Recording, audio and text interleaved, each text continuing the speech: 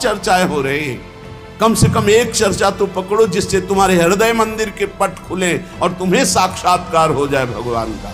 खा खा के अगर वजन बढ़ा रहे हो तो लकड़ी का वजन बढ़ेगा, फूंक दिया जाएगा शरीर, और किस काम में आएगा। कोई रोग हो सकता है, कोई घटना घट सकती है, इसलिए सावधान। प्रमाद स्थिति नहीं, दीर्घ सूत्रता नहीं। अगर दिनचर्या में व्यवधान, तो तुम्हारे जीवन में व्यवधान है, हटा दो, अपनी दिनचर्या में आओ। दिनचर्या ठीक होनी चाहिए। स्मार्ट, बड़े स्मार्ट बने हो, माया से थोड़ी तुम्हारी स्मार्टगिरी चलेगी। बहुत बड़ा प्रभाव पड़ता है, आपको अनजाने में पतन के मार्ग में आपको ले जाएगा। यहां कह रहे हैं जो साधक भगवान के मार्ग में चल रहे हैं उनके लिए सावधानी की बातें हैं। बहुत सावधान होकर सुने और इनसे बचें। जो उपासक इन बातों से नहीं बचता वो अपने लक्ष्य से भ्रष्ट हो जाता है। इसलिए बहुत काम की बात है। पहला है, किसी भी सभा समिति संगोष्ठी में शामिल ना होना जहां एक दूसरे की कटाक्ष हो रही हो, जहां एक दूसरे की निंदा की जा रही हो, जहां ये सब नहीं, इसमें नहीं फंसना। साधक को नहीं फंसना। भगवत प्राप्ति करने वाले साधक को सबसे पहले बचना है। आ जाना, वहां सभा है, आज वहां समिति है, वहां ऐसा संगोष्ठी है, इस विषय की चर्चा है, नहीं। सत्संग, एकांत सेवन, भगवत सेवा, सत्संग, इष्ट मिले और मन मिले, मिले भजन रस रीति, तहां निसंग कोहे मिलिए, तासों कीजिए प्रीति। कभी नहीं गए। कई तरह की हानियां हो जाती हैं, साधक बहिर्मुख हो जाता है। इसलिए साधक को कभी सभा में, समिति में, ऐसी जगह नहीं जाना चाहिए। मना कर रहे हैं। सभा समितियों में शामिल होना मानो अपनी साधना को नष्ट करना है। जो लक्ष्य प्राप्ति के लिए चलना चाहता है, सभा समिति संगोष्ठी, ये नहीं। एकांत सेवन, सत्संग सुना, अपरिचित जीवन, किसी से कोई परिचय नहीं। अखबार पढ़ना, समाचार देखना, ये उनके लिए सही है जो समाज सेवी हैं, जो समाज में विविध पदों में हैं। लेकिन जो भगवत प्राप्ति करना चाहता है उस साधक के लिए ठीक नहीं। न समाचार पत्र पढ़ना और न समाचार सुनना, न समिति सभा में जाना, न किसी राजनीतिक या व्यवहारिक संगोष्ठी को सेवन करना, नहीं। हम सबके हृदय में विराजमान उस परमात्म तत्व को जागृत करने के विषय में बोलते हैं। सबका हृदय मंदिर बने और सबके हृदय रूपी मंदिर में भगवान का प्रादुर्भाव, केवल उसकी चर्चा होती है। जिस प्रभाव से अनंत जन्मों से हम भटक रहे हैं, उस माया की मलिनता का नाश करके सच्चिदानंद प्रभु में स्थित होने की चर्चा होती है। बहुत चर्चाएं हो रही हैं, कम से कम एक चर्चा तो पकड़ो जिससे तुम्हारे हृदय मंदिर के पट खुले और तुम्हें साक्षात्कार हो जाए भगवान का। जब तक हृदय मंदिर में भगवान प्रकाशित नहीं होंगे तब तक कुछ काम बनने वाला नहीं। तो सत्संग हृदय मंदिर के पट खोलता है, सत्संग ज्ञान चक्षु खोलता है, प्रेम नेत्र खोलता है। सभा समितियों में जाना, पक्ष विपक्ष की वार्ता करना, समाचार पत्र पढ़ना, समाचार देखना, ये साधक को छोड़ देना चाहिए। दूसरा, कोई भी मनुष्य तुम्हारे जीवन में विशेष अधिकार प्राप्त न कर पावे। कोई भी पूरी सृष्टि में विशेष अधिकार, अरे वो अपने हैं, तो फिर श्यामा श्याम तुम्हारे कैसे रहे? श्यामा श्याम तो तभी अपने माने जाएंगे जब कोई और अपना ना हो।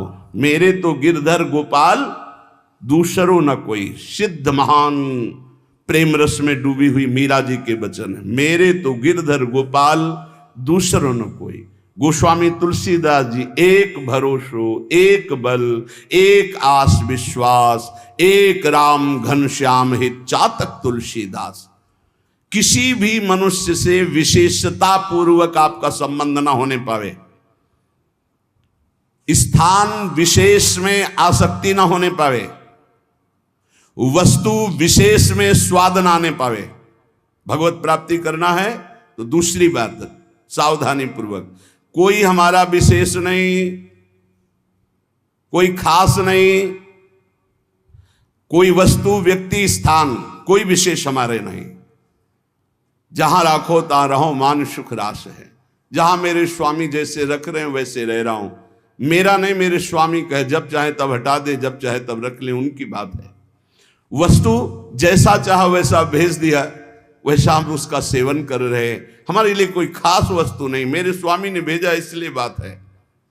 तीसरी, मठ या आश्रम की स्थापना करके उसके विषय में चिंतन करना और धन आदि की चाह करना, यह साधक भगवत प्राप्ति से भ्रष्ट होने की वृत्ति है।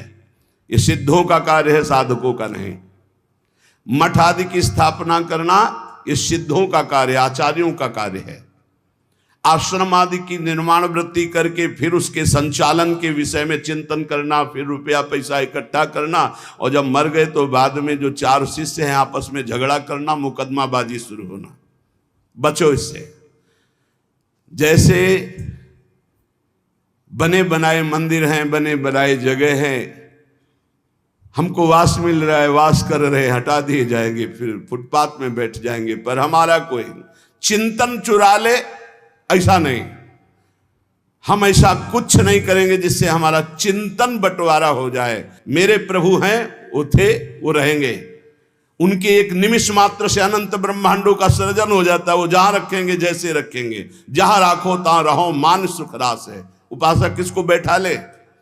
स्थान विशेष में आ सकती नहीं, व्यक्ति विशेष में आ सकते नहीं, वस्तु विशेष में आ सकते। हमारे लिए ना कोई वस्तु विशेष है, ना स्थान विशेष है, ना व्यक्ति विशेष है। मठ और आश्रम आदि की स्थापना करके उसके चिंतन में डूबना, अपने मन को मानो दुर्गति का मार्ग चयन कर लेना। थोड़ा सा कड़वा लगेगा ये बात। हम कह रहे हैं सिद्धों का कार्य, साधकों का नहीं। साधकों को नहीं फंसना चाहिए। अगर साधक फंसेगा तो नष्ट हो जाएगा, पक्का, इसमें कोई संशय नहीं। वाल्मीकि रामायण में एक प्रसंग आता है कि एक ब्राह्मण देवता भिक्षा याटन के लिए निकले हुए थे, कई दिन के भूखे थे, भिक्षा मिली नहीं, तो रास्ते में कुत्ता आराम से पड़ा था, 3-4 लाठी उसकी खोपड़ी में मारी, फूट गई खोपड़ी। उस समय राजाधिराज चक्रवर्ती महाराज अनंत कोटि ब्रह्मांडों के स्वामी भगवान श्री राम सिंहासन पर विराजमान थे। दरवाजे से आवाज मारी, सेवक ने कहा एक कुत्ता अपनी प्रार्थना करना चाहता है। भगवान ने बुलाया, बोलो। बोले मैं आराम से मार्ग में पड़ा था प्रभु, क्या मार्ग के साइड में पड़े रहना अपराध है? मैं कुत्ता हूं तो इसलिए मेरा इतना भी अधिकार नहीं कि मैं रास्ते के साइड में पड़ा रहूं। नहीं हुआ क्या, एक ब्राह्मण ने हमारे 4-5 लाठी मारी, खोपड़ी फूट गई। आप बताओ क्या मेरा दोष क्या था? मैंने भूखा भी नहीं, मैंने उसको कुछ छेड़ा भी नहीं, फिर क्यों मारा? बोले हमारे दरबार में ब्राह्मण को तो दंड दिया नहीं जाता। हाँ आप आए हो इसलिए बुलाते हैं उनको और प्रार्थना करेंगे कि ऐसा क्यों किया। बुलाए गए, भगवान आदर किए उन्हें और कहा आपने ऐसी त्रुटि क्यों की, क्यों मारा इसको? बोले 3-4 दिन से भिक्षा नहीं मिल रही थी, आराम से सो रहा था, मैं भूखा टहल रहा हूं, गुस्सा आई, हमने मार दिया। अपराध है आपका? हाँ है। कुत्ते से कहा कि मैं तो दंड नहीं दे सकता क्योंकि हमारे दरबार में ब्रह्म ऋषि को दंड नहीं दिया जाता, आप दंड निर्धारित कीजिए, क्या दंड दिया जाए? उनका कलिंजर पर्वत का इनको महंत बना दिया जाए। तो ये दंड है, पुरस्कार। जिसको मांगने से भी भिक्षा नहीं मिलती, वो कलिंजर पर्वत के बहुत बड़े आश्रम का महंत बन जाएगा आगे चलकर, तो ये तो पुरस्कार मिला, ये तो दंड थोड़ी। बोले नहीं प्रभु, मैं मानते ही हूं, पूर्व का मैं मानते ही हूं, जो कुत्ता बना हूं, ये जब कुत्ता बनेगा ना तब इसको समझ में आएगा। सीधे कुत्ता ना कह करके इसको हमने, अगर साधक ये सिद्धों का खेल है, जो स्वात्मानंद में मगन है वो पूरा साम्राज्य चला सकते हैं, लेकिन जो साधक है अगर इस प्रपंच में फंसा तो मारा जाएगा। जब तक भगवत साक्षात्कार न हो तब तक होश में मठ और आश्रम आदि की स्थापना करके उसके चलाने की चिंता करना, ये सब बिल्कुल परमार्थ से भ्रष्ट कर देने की बात है। चौथा, साधन में आलस्य, प्रमाद अपनी दिनचर्या में कभी नहीं होना चाहिए। गुरु प्रसाद से अभी तक, अब आगे भगवान जाने, अगर 102 बुखार भी है और हमारा नियम है 12:30 बजे 1 बजे जगना, तो जगना है, जगना। पैदल आते थे, अब ठीक उसी समय राउंड लगा के अपनी दिनचर्या है, अपनी दिनचर्या में 1 मिनट का फर्क नहीं। अब तो आराम से सो सकते हैं, नहीं, आराम कहाँ, जब तक शरीर में श्वास है आराम नहीं। इसको ऐसे रगड़ा जाता है जैसे कंजूस मालिक नौकर से, ऐसे इस शरीर का प्रयोग किया जाता है। एक एक श्वास बचा बचा के भगवान के चरणों में, और खूब मेहनत कराओ इससे। ये किस काम में आएगा? खा खा के अगर वजन बढ़ा रहे हो तो लकड़ी का वजन बढ़ेगा, फूंक दिया जाएगा शरीर, और किस काम में आएगा? न उठने में सुविधा, न दिनचर्या में सुविधा। जब शरीर बढ़ जाता है ना, अरे थोड़ा कम खाओ, खूब इसको व्यायाम प्राणायाम, अपनी दिनचर्या मेहनत करो, खूब नाम जप करो, भजन करो, इसके लिए मिला है। बोले साधन में आलस्य नहीं होना चाहिए, अपनी दिनचर्या में प्रमाद नहीं होना चाहिए। किसी भी साधक दिनचर्या में प्रमाद का मतलब है अपने जीवन को नष्ट करना। ये नींद अच्छा है यार, राधा राधा रटना अच्छा है, हम कहते थोड़ा सो लो। नींद में केवल सुख जो मिलता है वो 5-6 घंटे संसार का चिंतन छूट गया, इस बात का है। तो तुम बैठे बैठे जागृत में यदि ऐसा अभ्यास बना लो, उसे समाधि कहते हैं। न जागृत है, न स्वप्न है, न सुषुप्ति है, भगवदाकार वृत्ति है। इसी के लिए तो हमारा मानव जीवन हुआ है। साधक अपनी साधना में प्रमाद न करे। कभी 3 बजे, कभी 4 बजे, कभी 5:30 बजे, कभी 2 बजे, ऐसी दिनचर्या ने, एक राइट दिनचर्या, 2, 4, 5 मिनट की बात अलग, पूरे जीवन आजीवन एक दिनचर्या चलनी चाहिए साधक की। फिर कर लेंगे प्रमाद, दीर्घ सूत्रता, ये नहीं होना चाहिए। 11 माला कहा है, आज 5 माला हुए, कोई कल 11 और 6, फिर कल जब 11 और 6 पूर्ति कर रहे तो 6 पूरे, 11 फिर आगे कर, धीरे धीरे नियम ही खत्म हो गया, खत्म। हम कभी इस बात से राजी ना हो कि हमारा मन भजन के लिए आगे टालता है। जब हम दीक्षा देते हैं तो इतना जरूर कहते हैं कि 11 माला गुरु मंत्र के अधिक जपो तुम्हारे सौभाग्य का विषय पर। हमारा नियम 11 कम से कम प्रारंभिक स्थिति में, 12 पद कम से कम चतुरासी जी के पूरी पाठ कर जाओ, तुम्हारे अहो भाग्य, धन्य भाग। रो रो कर जब नाम पुकारते हैं तब कृपा होती है। पता नहीं कौन सी परिस्थिति ऐसा आ जाए कि लाद कर तुम्हें धाम से बाहर फेंक दिया जाए। हाँ, कोई रोग हो सकता है, कोई घटना घट सकती है, इसलिए सावधान, प्रमाद स्थिति नहीं, दीर्घ सूत्रता नहीं। अपने दिनचर्या में कोई फर्क नहीं पड़ना चाहिए। जिसकी दिनचर्या ठीक नहीं है, पूज्य सदगुरुदेव भगवान के वचन, साधु की पहचान उसकी दिनचर्या से होती है। जिसकी दिनचर्या राइट टाइम फिक्स चलती है, साधुता ठीक चल रही है। अगर दिनचर्या में व्यवधान, तो तुम्हारे जीवन में व्यवधान है, हटा दो, अपनी दिनचर्या में आओ। दिनचर्या ठीक होनी चाहिए। गुरुजनों के वचनों में, शास्त्र के वचनों में अविश्वास, अश्रद्धा या उपदेश दिए हुए कार्य के लिए निश्चय की कमी। आपको ऐसा करना है, हाँ हाँ कर लेंगे, नहीं वही करना है जो आज्ञा हो गई, बस सब बात बन जाएगी। 5वां, कोई तुमसे विजय प्राप्त करने आया है शास्त्रार्थ के लिए, पहले ही हाथ जोड़कर हार जाओ। अगर भगवत प्राप्ति करनी, परास्त करने की कोशिश मत करो। 6वां, अपने को संत मानना और दूसरों को दोष दर्शन करना, ये साधक का नाश कर देने वाला होता है। अपने को संत मानना, दूसरों को असंत मानना, मतलब पतन का रास्ता निश्चित कर लिया। आचार्य चरण कह रहे, क्वा हम तुच्छा परम अधमा प्राण हो गर्ह कर्मा, कहा मैं तुच्छ अधम अपराध करने वाला। अपने को असंत और दूसरों को संत माने। 7वां, दूसरों के दोष देखना और उनको प्रकाशित कर देना, ये केवल गुरु की वृत्ति में होना चाहिए। वो अपने शिष्यों के दोष देखकर उसे प्रकाशित करके नष्ट कर दे। बकाया साधक को ये कभी वृत्ति नहीं रखनी चाहिए कि दूसरों के दोष देखकर और उनको प्रकट करना, चुगली करना। अगर साधक किसी के दोष देखता है तो उसी के सामने उसको फटकारे, तब तो मित्र माना जाएगा। और उसके चले जाने के बाद यदि पीछे चर्चा करता है तो उसे निंदा करते हैं, निंदा करने से पाप लगेगा, तुम्हारे अंदर वही दोष बहुतायत मात्रा में जागृत हो जाएगा। शब्द याद कर लो। अगर किसी के प्रति तुम्हारा दोष दर्शन है तो उसी के सामने कहो उससे, ए भाई हमने सत्संग में सुना है, ये जो तुम्हारी बात है ना ये ठीक नहीं है, इसको सुधार कर लो, तो निंदा नहीं मानी जाएगी।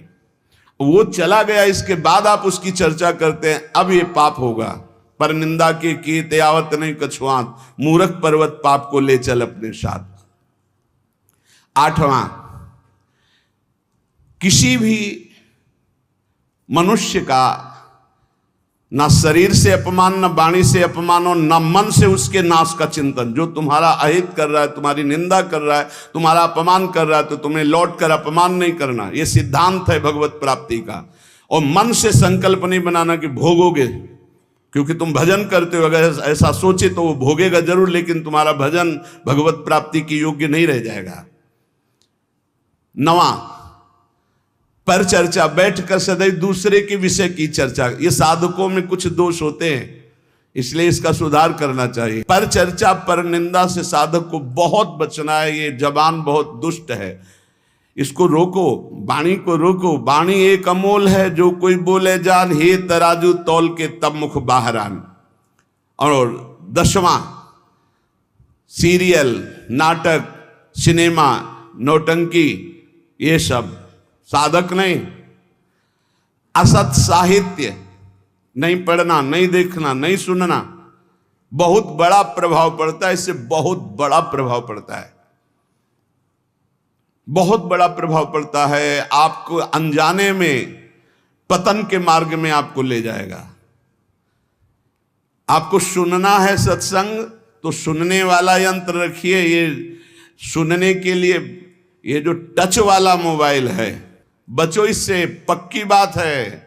इसको हम बहुत प्रार्थना पूर्वक निवेदन करते हैं कि साधक जो घर से निकला है भगवत प्राप्ति के लिए, टच वाले मोबाइल से बचे। जहां भगवत प्राप्ति की लालसा से आपने वैराग्य लिया, वहां भोगों की लालसा पैदा कर देगा। जहां आप खोले मोबाइल तो आपके ऑप्शन ही ऑप्शन है, और मन कभी भगवत ऑप्शन सुनना चाहे तो बड़ा पवित्र मन होता है। हाँ, ये संसारिक बात है। इसमें क्या है? अच्छा, इसमें क्या है? ढूंढते ढूंढते वहां पहुंच गए जहां नहीं पहुंचना चाहिए, और आपको नष्ट कर देगा। सत्संग सुनना है तो यंत्र रखो सत्संग सुनने का। अगर आपको सही माने में मोबाइल का ही प्रयोग करना है, बहुत जरूरी है, तो हम कहते हैं छोटा वाला मोबाइल रखो। लेकिन नहीं, स्मार्ट, बड़े स्मार्ट बने हो, माया से थोड़ी तुम्हारी स्मार्ट गिरी चलेगी। माया तुमसे ज्यादा स्मार्ट है, उसी स्मार्ट में फंसा देगी। स्मार्ट है तो कहते हैं उसे स्मार्ट मोबाइल कहते हैं। हाँ, तुम्हारी स्मार्ट गिरी नहीं चलेगी माया के आगे। वो एक दृश्य दिखाकर, मछली के मैथुन को देखकर सौ भरी महात्मा जल में समाधिस्थ रहते थे, साधना भ्रष्ट हो गई।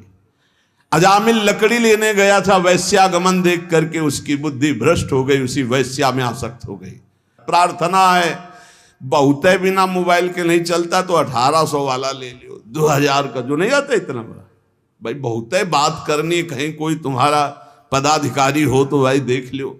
नहीं तो हमें प्रार्थना करनी है साधकों से, स्मार्ट से बचो। बहुत स्मार्ट है वो, तुम्हें फंसा लेगा, भगवत मार्ग से गिरा देगा,